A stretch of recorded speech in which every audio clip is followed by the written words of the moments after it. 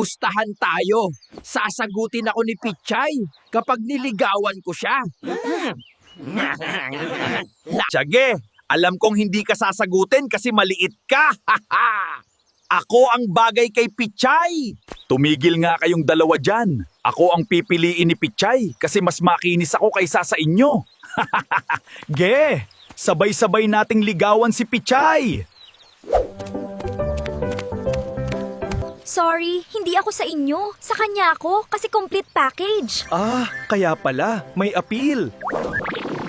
Grabe, height lang pala labanan dito. Hindi personality din. Wala ba akong personality? Hi, mahilig ka ba sa healthy lifestyle?